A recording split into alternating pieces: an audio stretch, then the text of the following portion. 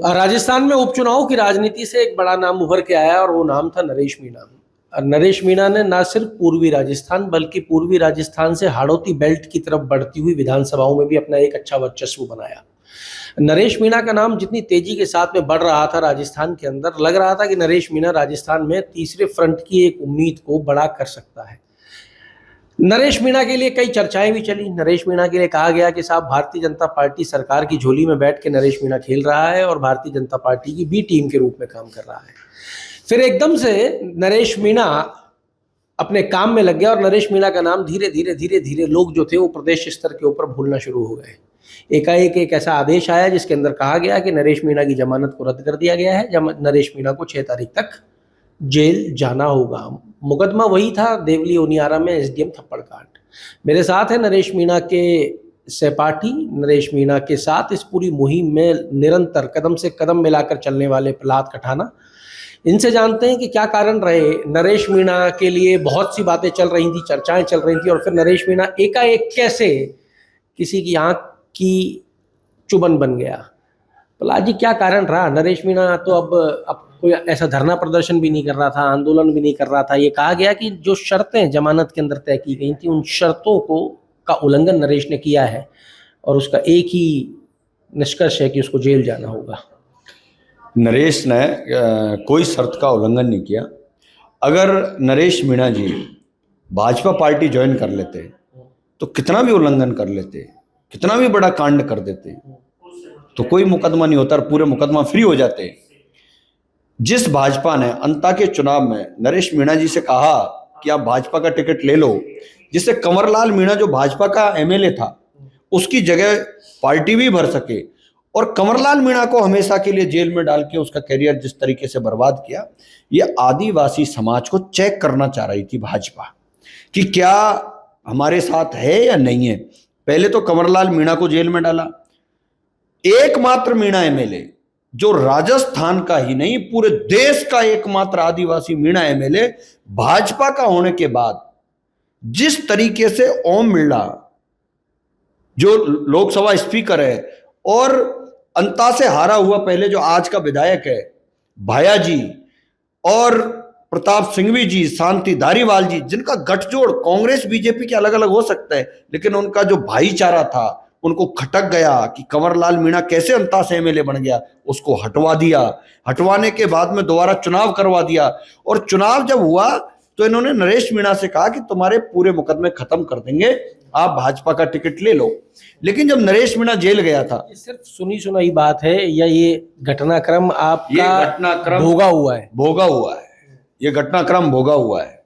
अगर कोई भाजपा का नेता ये कहे कि ये गलत है तो उसको सबूत भी दे देंगे हम। परंता चुनाव के अंदर तो चर्चा ये चल रही थी कि नरेश मीणा भारतीय जनता पार्टी के लिए बी टीम के रूप में काम कर रहा है, सारे के सारे कांग्रेस के जो वोट है उनको नुकसान पहुंचा रहा है। किसने कहा? हमने तो जब हम चुनाव लड़ रहे थे और नरेश मीणा जी चुनाव लड़े तो बीजेपी से हमारे लगभग 60-70 ही वोट तो कम आए थे।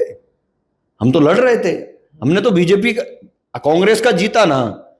तो अगर हम बीजेपी की बी टीम काम कर रहे होते तो कांग्रेस हारती।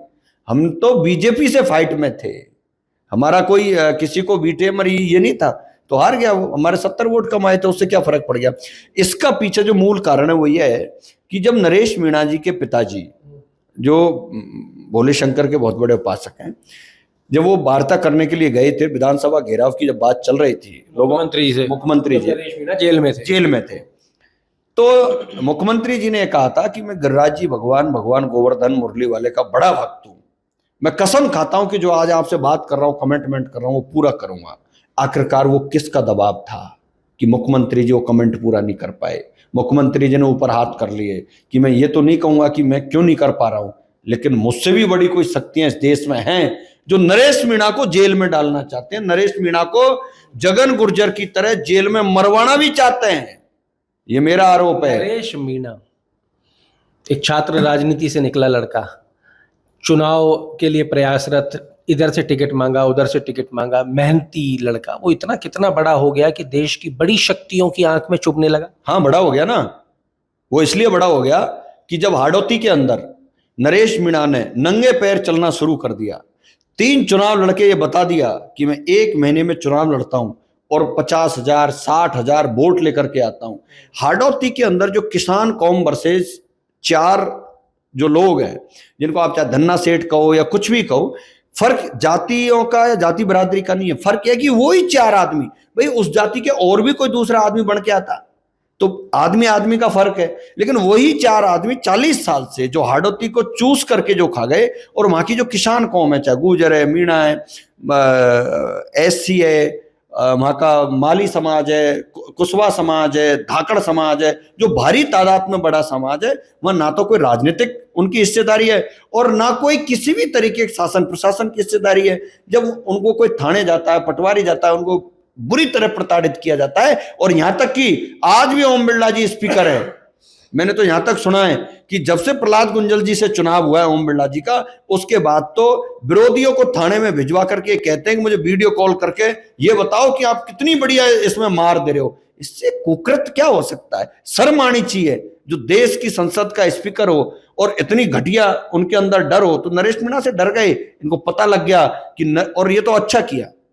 हम तो ये चाहते हैं कि नरेश मीणा जी को अब आप जेल में रखो और पंचायत राज चुनाव करवा लो, तुम्हें पता चल जाएगा कि नरेश मीणा की क्या औकात है और तुम्हारी क्या औकात है। ये हाड़ौती पूर्वी राजस्थान तय कर देगा। अंता का चुनाव हुए तो लंबा समय बीत चुका, उसके बाद में नरेश मीणा कहीं कोई ऐसी बड़ी सभाओं में, रैलियों में नजर भी नहीं आया। वो अपना काम करने में लगा हुआ था। फिर किस चीज की वजह से, फिर क्यों न्यायपालिका को ऐसा लगा कि शर्तों का उल्लंघन किया गया है और ये जमानत रद्द होनी चाहिए?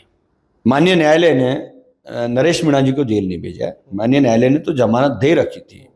सरकार ने, भजनलाल सरकार ने जमानत याचिका में अपील किया उसको खारिज करने के लिए। सवाल ये है, न्यायालय ने तो उनको जमानत दे रखी थी सशर्त, लेकिन इन्होंने उसमें कोर्ट क्या किया है कि नरेश मीणा पिपलोदी में जो 7 बच्चे स्कूल की छत गिरने से मर गए थे, उनके लिए जाकर के इसने हॉस्पिटल में जाकर के और धरना दिया। सिर्फ इसलिए जो सरकार भाजपा की, वो हत्यारी सरकार, जिस हत्यारी सरकार के मासूम बच्चे मर गए आदिवासियों के छत गिरने से 12 लाख रुपए देकर के, 12 लाख रुपए देकर के, और तुम पीछे हट गए। नरेश मीणा ने अनशन करके 13 लाख रुपए उन परिवारों को दिलाए। वो हत्यारी सरकार को ये पता लग गया, जो बच्चों को खा गए, जगन गुर्जर को जेल में मरवा करके खा गए, और ऐसे तमाम डेली के जो मुद्दे हैं उनको तुम लोग डेली नगल रहे हो और जनता की आवाज दबा रहे हो। इनको पता था नरेश मीणा बाहर रहेगा। नरेश मीणा किसके लिए नुकसानदायक नजर आ रहा था? पूर्वी राजस्थान में भी बात करें और हाड़ौती में भी बात करें तो नरेश मीणा क्योंकि अभी हाल ही में कोई चुनाव नहीं है, ना विधानसभा है ना लोकसभा है, नरेश मीणा किसके लिए खतरा बनता जा रहा था? क्यों सरकार, जो आप कह रहे हो कि सरकार ने अपील की कि जमानत रद्द की जाए, सरकार क्यों जाएगी जमानत रद्द करने के लिए, जबकि नरेश मीणा को सब भूलते जा रहे थे? अब जेल जाने से तो उल्टा काम हो गया है। नरेश मीणा को कभी नहीं भूल सकते। नरेश मीणा जितना खामोश रहता है उसकी चर्चा इतनी ज्यादा रहती है। इसलिए ही जो विरोधी है उनको उन्होंने चेक किया है। मैं फिर कह रहा हूं आपसे, जैसे मैंने पूर्व में कहा, ये इनकी सरकार की चाल है। चेक किया नरेश मीणा को एक बार जेल में डाल के देखो कितना कमजोर हुआ है, कितना मजबूत हुआ है। इसमें कुछ नेता हमारे अपने भी हो सकते हैं जो चाहते हैं कि इसको एक बार जेल में डलवा के कमजोर कर दें, लेकिन उनको नरेश मीणा का इतिहास याद रखना चाहिए। जितनी बार जेल में गया है इतनी ताकत से बवंडर के रूप में वापस आया है। नरेश मीणा को कोई आदमी जितना छेड़ता है इतना ज्यादा वो बवंडर खड़ा होता है। ये इनकी भूल है। नरेश के साथ रहे हो, नरेश ने जेल से बाहर आने के बाद में क्या कुछ किया है, हम ये जानना चाहते हैं। क्या नरेश ने कोई संगठन की तैयारी की है? नरेश ने क्या अपना जमीनी स्तर पे जो संगठन का ढांचा होता है क्या उसको तैयार कर लिया है? नरेश ने क्या क्या कर लिया है नीचे? देखो, हमने एक भगत सिंह सेना का गठन किया। ये बात सच है, अब मैं कहूँ या नहीं कहूँ मुझे पता नहीं, लेकिन मैं सच कहता हूँ कि हम उसका ऑनलाइन और ऑफलाइन सदस्यता ये सब चीज चलाते हैं, लेकिन हमारी रणनीति का हिस्सा ये रहा कि हमने किसी को नहीं बताया कि हमने कितने कार्यकर्ता बनाए। पंचायत लेवल पर हमने हमारा एक संगठन बनाया है जो रिकॉर्डेड है। हाँ, और पंचायत स्तर पे एक संगठन तैयार हो चुका है।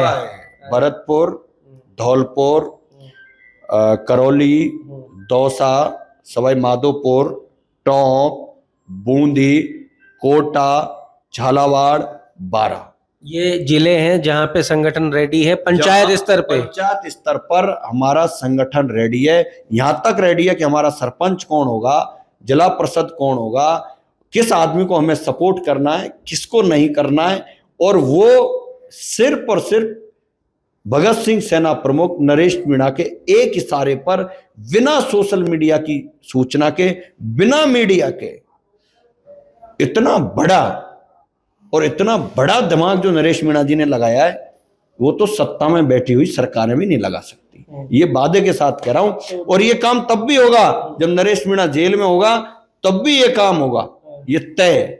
जो संगठन तैयार किया गया है और जो लोग, सरपंच कौन होगा, पंच कौन होगा, ये तय कर लिया गया है। हमारी सपोर्ट किसको रहेगा, नरेश मीणा इन टीम का सिंबल पे लड़ेगा या किसी और का सिंबल होगा, लेकिन वो काम नरेश के लिए करेगा? नहीं, सिंबल कोई भी होगा, काम नरेश के लिए करेगा।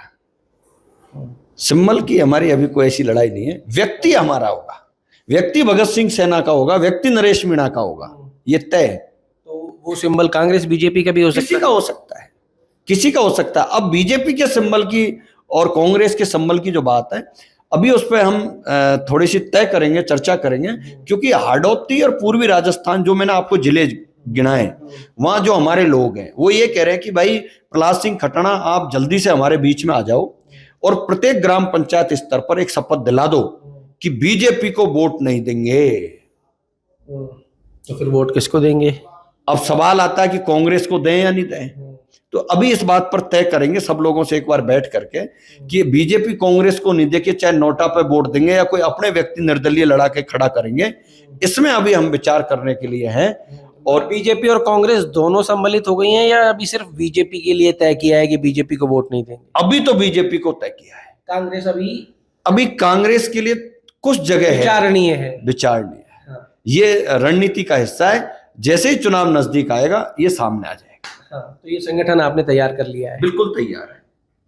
नरेश मीणा एक बात कहता है, सबसे पहले मेरे साथ बात हुई थी नरेश की, और नरेश ने मुझे कहा था कि सचिन पायलट जो है वो मेरे लिए सम्माननीय थे, हैं और रहेंगे, छोटा भाई हूं उनका। हाँ बिल्कुल सच है, आज भी वो उनका आदर करता है। कहीं ना कहीं, और मैं एक चीज और बता देता हूँ, सचिन पायलट जी को तो वो बड़ा भाई मानते ही हैं, लेकिन नरेश मीणा वो व्यक्ति, आज जेल जाने के पीछे एक और बड़ा कारण है। नरेश मीणा ने हमेशा भाईचारे की बात की है। गुर्जर और मीणा, गुर्जर आरक्षण के बाद जो एक दरार पैदा हुई, उस, क्योंकि पूर्वी राजस्थान में दो जाति, गुर्जर और मीणा जनाधार वाली जाति है, सभी जाति धर्मों के लोग हैं, लेकिन इन दोनों जातियों को जिस तरीके से नफरत पैदा हुई, जिन नेताओं के द्वारा की गई थी, उसके बाद एकमात्र नेता थे आदरणीय सचिन पायलट साहब, जिन्होंने इस दरार को पाटा।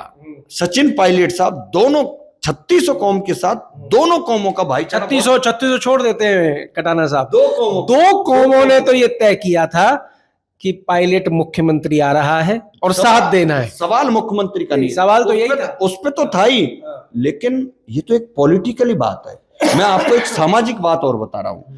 गांव में रहने वाला गुर्जर, मीणा, कोई भी दोनों जातियों के लोग, एकमात्र चेहरा था सचिन पायलट साहब, जो ये चर्चा करके दोनों समाज के लोग एक जगह चाय पी लेते थे, खाना खा लेते थे कि पायलट अच्छी सोच का आदमी, जिसने दोनों समाजों को जोड़ के रखा। ये बड़ी बात थी। इसके बाद एकमात्र व्यक्ति नरेश मीणा, जिसने हमेशा गुर्जर मीणा की बात की, भाईचारे की बात की। जीआर खट्टना साहब के चुनाव में जाकर के उन्होंने सबसे पहले गुर्जर मीणा का भाईचारे का संदेश दिया और चुनाव लड़ा, उनका चुनाव का प्रचार किया। उसके बाद वही नरेश मीणा सचिन पायलट के लिए हाड़ौती में ब्लड डोनेट कैंप लगवाता है, जो ऐतिहासिक था, जिसमें मैं यही बस मैं यही कहना चाह रहा हूं, ऐतिहासिक ब्लड डोनेट कैंप लगवाता है, अपनी मां, पत्नी, खुद का ब्लड देता है। उसके बाद वही नरेश मीणा हाड़ौती में प्रहलाद गुंजल के साथ खड़ा होता है, ओम बिरला के घुटने टिकवा देता है। यही भाईचारा अखर गया बीजेपी के लोगों को। और वही नरेश मीणा पांचना बांध पर यह कह देता है कि मैं गुर्जर मीणाओं को लड़ते हुए देखना नहीं चाहता, अगर पानी चाहिए तो मैं मेरे भाइयों से झोड़ी मांग के ले आऊंगा, और इससे भी बड़ी बात, अगर समाज मुझे समाज के बहिष्कृत कर दे तो मैं इस लड़ाई में शामिल नहीं हूंगा। हमने भी तय कर लिया है, हमारा भी वचन है नरेश मीणा को, मैं गुर्जर समाज से आता हूं, नरेश मीणा के लिए कोई आंदोलन होगा, चाहे नरेश मीणा के लिए किसी दिन वोट देने की बात होगी, गुर्जर समाज अग्रिम पंक्ति में उसी तरह खड़ा रहेगा जैसे नरेश मीणा सचिन पायलट को बड़ा भाई मानता है, तो गुर्जर भी बड़े भाई की भूमिका में नरेश मीणा के साथ खड़ा रहेगा, कभी अकेला नहीं छोड़ सकता। क्या एक पृष्ठभूमि तैयार की जा रही है 28 के लिए? भाईचारे में पृष्ठभूमि का सवाल नहीं होता। जातियों को लड़ा करके, जहर फैला के, नफरत फैला करके, सामाजिक सौहार्द जिस तरीके से भाजपा हत्यारी सरकार कर रही है, मैं हत्यारी कहूंगा, इसलिए कहूंगा क्योंकि मैं उस समाज से आता हूं जिस समाज के 72-75 निहत्ते लोगों को गोलियों से उड़ा दिया था आरक्षण के मुद्दे पर। ये जख्म हम भूले नहीं है। आज दोबारा से इन्होंने पांचना बांध पर जो कुकृत्य गुर्जर मीणाओं को लड़ाने का किया है, ये भी याद रखा जाएगा। और 28 भी आएगी, 33 भी आएगी, और 33 के बाद और भी आएंगी। चुनाव हर 5 साल में होगा। समाज जिंदा रहना चाहिए, हमारा भाईचारा जिंदा रहना चाहिए। कोई मुख्यमंत्री बने नहीं बने, कौन प्रधानमंत्री बने नहीं बने, इससे हमें कोई फर्क नहीं पड़ता। हमें पद मिले या नहीं मिले, लेकिन हमारा भाईचारा जिंदा रहना चाहिए, इसलिए हम काम कर रहे हैं। नरेश जेल में आगे की रणनीति क्या है? नरेश जेल में या तो ये डरपोक सरकार जल्दी से छोड़ देगी 2-5 दिन में, नहीं छोड़ेगी तो इनकी औकात इनको दिखा देंगे, आर पार लड़ेंगे हम। कहाँ? सड़क पे लड़ेंगे। छुड़ाने के लिए लड़ेंगे या चुनाव में लड़ेंगे? सड़क पे लड़ेंगे, चुनाव में लड़ेंगे, इनके घुटने टिका देंगे। छुड़ाने के लिए भी लड़ेंगे और चुनाव में भी लड़ेंगे, दोनों जगह लड़ेंगे, दोनों जगह मानी इनको जवाब देंगे। लोकतंत्र में वोट के लिए तो नरेश जेल में डाला है, और तो कोई लड़ाई है नहीं है, गाय भैंसों की तो कुछ है नहीं है। वोट के लिए लड़ा है, वोट से भी जवाब देंगे और सड़क पे भी संघर्ष करके भी झुकाने का काम करेंगे। लीजिए साहब, ये आप सुन रहे थे इनके सहयोगी सहपाठी प्रहलाद खटाना को, जिन्होंने कर दिया स्पष्ट कि नरेश मीणा को जो जेल भेजा गया है उस पर देखते हैं सरकार क्या फैसला करती है। पर नरेश मीणा की जो टीम है वो तय कर चुकी है कि लड़ेंगे, सड़क पर भी लड़ेंगे और चुनाव के अंदर भी लड़ेंगे। और एक बड़ी खबर और बड़ी बात जो निकल के आई है कि कई जिलों के अंदर नरेश मीणा की भगत सिंह फाउंडेशन, भगत सिंह सेना ने अपना जमीनी स्तर पे व्यवस्थाएं तैयार कर दी हैं। और अब तय ये किया जाना है कि किस तरफ और किसका साथ देने के लिए ये व्यवस्थाएं काम करेंगी और ये व्यवस्थाएं किस तरीके से चलेंगी। नरेश मीणा को लेकर सरकार क्या फैसला लेती है और आने वाले निकाय और पंचायती राज चुनाव के अंदर नरेश मीणा का जेल जाना कितना नुकसानदायक सरकार के लिए तय हो सकता है, ये देखना होगा। अब जो भी कुछ होगा वो सब आप तक पहुंचाएंगे। देखते हैं कहां तक नरेश मीणा का जो ये मामला है ये आगे जाता है। आपके राज्य की खबरें, आपके शहर की खबरें सबसे पहले जानने के लिए देखते रहें अमर उजाला। चैनल को सब्सक्राइब जरूर कर लें और पाएं हर अपडेट।